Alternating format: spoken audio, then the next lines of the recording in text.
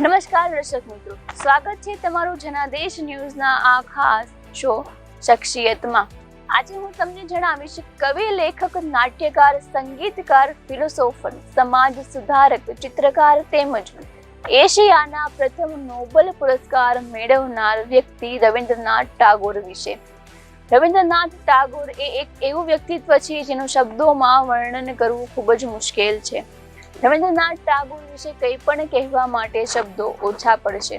તેઓ એક અદ્ભુત પ્રભાવથી સમૃદ્ધ હતા, જેમના સમગ્ર જીવનમાંથી કોઈ પણ બોધપાઠ કે પ્રેરણા લઈ શકે છે। તેઓ એક એવા દુર્લભ લેખકોમાંના એક છે જે સરળતાથી મળતા નથી। આવા મહાપુરુષો ઘણા યુગો પછી પૃથ્વી પર જન્મે છે અને પૃથ્વીને ધન્ય બનાવે છે।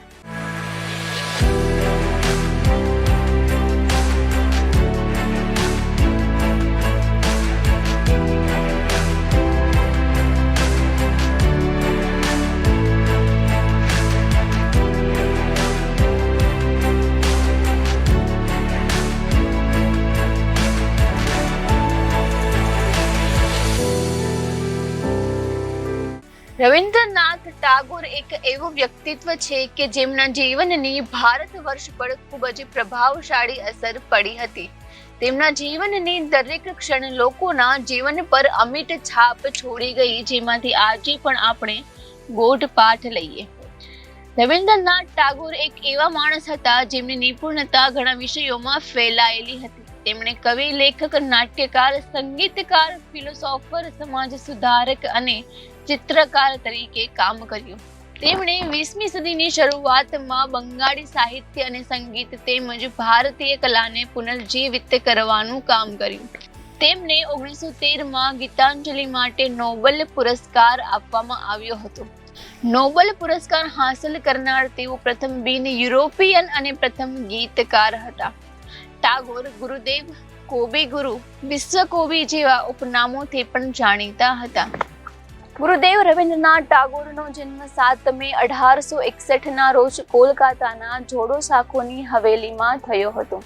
પિતા દેવેન્દ્રનાથ ટાગોર અને માતા શારદા દેવીએ તેમને ખૂબ જ લાડ પ્રેમથી ઉછેર્યા હતા। તેઓ 13 ભાઈ બહેનો હતા અને જેમાં તેઓ તેમના માતા પિતાનું 13મું સંતાન હતા। રવિન્દ્રનાથ ટાગોરના માથા પરથી માનો છાયો બાળપણથી જ જતો રહ્યો હતો અને તેઓ નાના હતા ત્યારે તેમની માતાનું અવસાન થયું હતું, જેથી તેમના પિતાએ એકલા હાથે તેમને અને તેમના ભાઈ બહેનોને ઉછેર્યા હતા। તેમણે તેમની પ્રથમ કવિતા 8 વર્ષની ઉંમરે 16 વર્ષની ઉંમરે લખી હતી। તેમણે વાર્તાઓ અને નાટકો લખવાનું શરૂ કર્યું। તેમના જીવનમાં તેમણે 1000 કવિતાઓ, 8 નવલકથાઓ, 8 વાર્તા સંગ્રહો અને વિવિધ વિષયો પર ઘણા લેખો લખ્યા છે। એટલું જ નહીં, ટાગોર સંગીત પ્રેમી હતા અને તેમના જીવનમાં તેમણે 2000થી વધુ ગીતો બનાવ્યા। તેમના દ્વારા લખાયેલા 2 ગીતો આજે ભારત અને બાંગ્લાદેશના રાષ્ટ્રીય ગીત છે। તેમના જીવનના 51 વર્ષ સુધી તેમની તમામ સિદ્ધિઓ અને સફળતાઓ માત્ર કોલકાતા અને તેમની આસપાસના વિસ્તારો સુધી સીમિત હતી। રવિન્દ્રનાથ ટાગોરે તેમનું પ્રારંભિક શિક્ષણ સેન્ટ ઝેવિયર સ્કૂલ કોલકાતાથી શરૂ કર્યું હતું। પિતા દેવેન્દ્રનાથ ઈચ્છતા હતા કે તેઓ બેરિસ્ટર બને અને તેથી જ તેમણે ટાગોરને 1878માં યુનિવર્સિટી કોલેજ લંડનમાં પ્રવેશ અપાવ્યો। અહીં થોડો સમય કાયદાનો અભ્યાસ કર્યા પછી રવિન્દ્રનાથ ટાગોરે તેમનો અભ્યાસ છોડી દેવાનો નિર્ણય કર્યો અને બંગાળ પાછા ફર્યા। ખરેખર રવિન્દ્રનાથ ટાગોરની સાહિત્ય લેખનમાં પહેલાથી જ ઘણી રુચિ હતી અને તેઓ સાહિત્યના ક્ષેત્રમાં જ પોતાની કારકિર્દી બનાવવા માંગતા હતા। 1880માં બંગાળ આવ્યા પછી તેમણે ઘણી કવિતાઓ, વાર્તાઓ અને નવલકથાઓ પણ પ્રકાશિત કરી અને બંગાળમાં પ્રખ્યાત થયા। રવિન્દ્રનાથ ટાગોરે 1883માં મૃણાલી દેવી સાથે લગ્ન કર્યા હતા।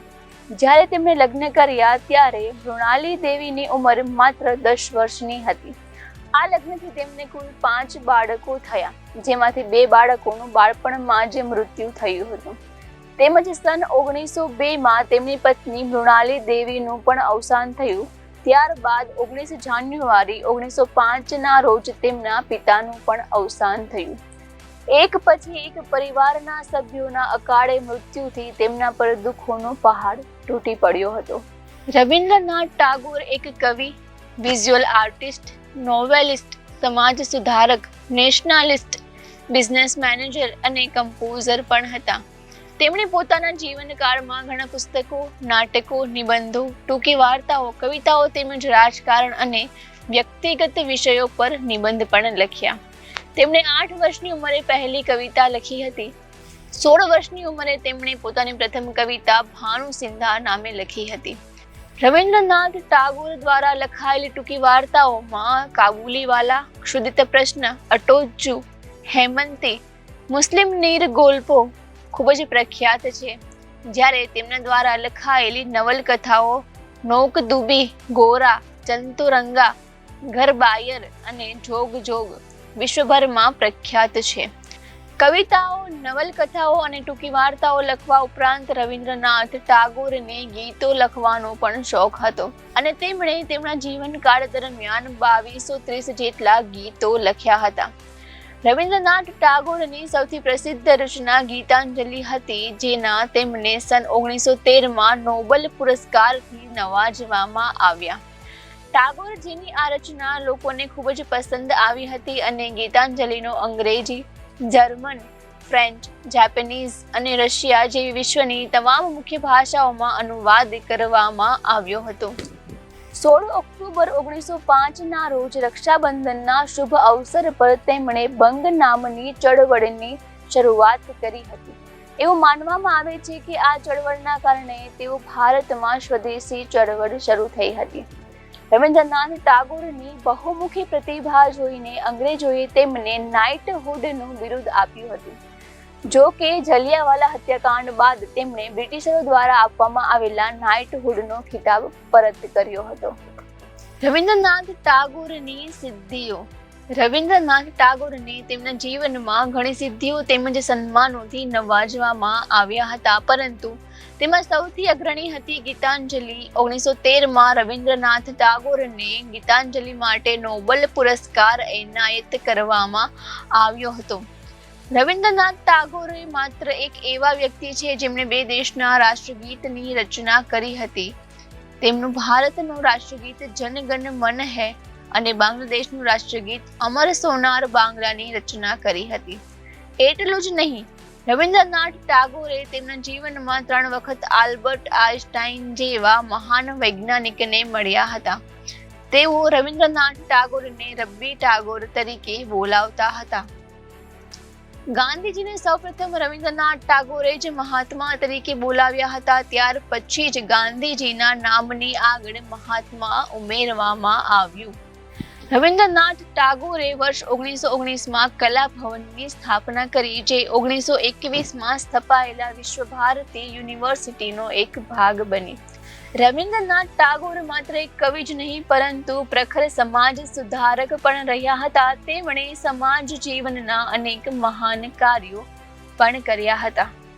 25 માર્ચ 2004ના રોજ ટાગોરનો નોબેલ મેડલ અને નોબેલ પ્રશસ્તિ પત્ર કવિના અન્ય અંગત સામાન સાથે વિશ્વ ભારતી યુનિવર્સિટી શાંતિ નિકેતનના મ્યુઝિયમની સુરક્ષા તિજોરીમાંથી ચોરાઈ ગયા હતા.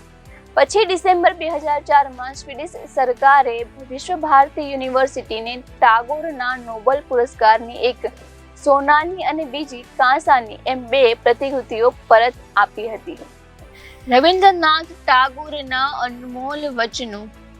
માત્ર ઊભા રહીને પાણીને જોઈને નદી પાર કરી શકાતી નથી. પ્રેમ અધિકારનો દાવો કરતો નથી, પરંતુ તે સ્વતંત્રતા આપે છે. સંગીત 2 આત્માઓ વચ્ચેને અનંતતાને ભરી દે છે.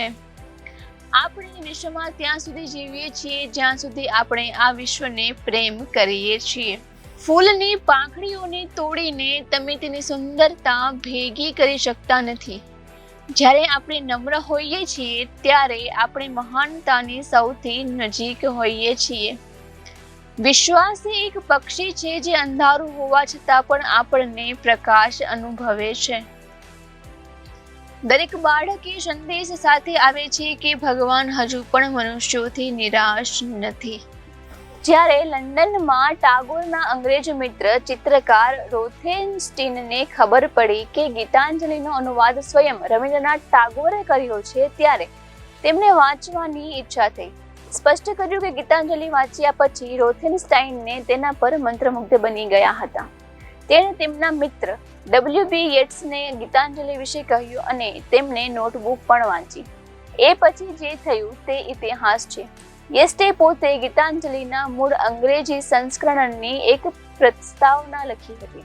સપ્ટેમ્બર 1912માં ગીતાંજલિનો અંગ્રેજી અનુવાદ ઇન્ડિયા સોસાયટીના સહયોગથી કર્યો હતો અને તેમની મર્યાદિત નકલો પ્રકાશિત કરવામાં આવી હતી. લંડનના સાહિત્યિક વર્તુળોમાં આ પુસ્તકને ખૂબ જ આવકાર મળ્યો હતો. ટૂંક સમયમાં જ ગીતાંજલિ શબ્દોની ધૂનથી આખી દુનિયા મંત્રમુગ્ધ થઈ ગઈ. પ્રથમ વખત ભારતીય મનીષાજીની ઝલક પશ્ચિમી દુનિયાએ જોઈ. રવિન્દ્રનાથ ટાગોરને ગીતાંજલિના પ્રકાશનના એક વર્ષ પછી 1913માં નોબેલ પુરસ્કાર આપવામાં આવ્યો હતો. ટાગોર માત્ર એક મહાન સર્જક નહોતા, પરંતુ તેઓ એવા પ્રથમ માનવી હતા જેમણે પૂર્વ અને પશ્ચિમી વિશ્વ વચ્ચે સેતુનું કામ કર્યું હતું. ટાગોર માત્ર ભારતના જ નહીં પરંતુ વિશ્વ સાહિત્ય, કલા અને સંગીતનું એક મહાન દીવાદાંડી છે જે અનંતકાળ સુધી ચમકશે. રવિન્દ્રનાથ ટાગોરજી તેમના જીવનના અંતિમ સમયમાં ઘણા રોગોથી પીડાતા હતા. જીવનના છેલ્લા 4 વર્ષ તેમણે યાતનાઓમાં વિતાવી. આખરે 7 ઓગસ્ટ 1941ના રોજ 80 વર્ષની જેફ વયે કોલકાતામાં તેમનું અવસાન થયું. આજના એપિસોડમાં બસ આટલું જ. ઉમ્મીદ છે તમને આ એપિસોડ ખૂબ જ ગમ્યો હશે. આવતીકાલે ફરી મળીશું શખ્સિયતની એક નવી કહાની સાથે. દેશ અને દુનિયાની ખબરો માટે આપ જોતા રહો જનાદેશ ન્યૂઝ. નમસ્કાર.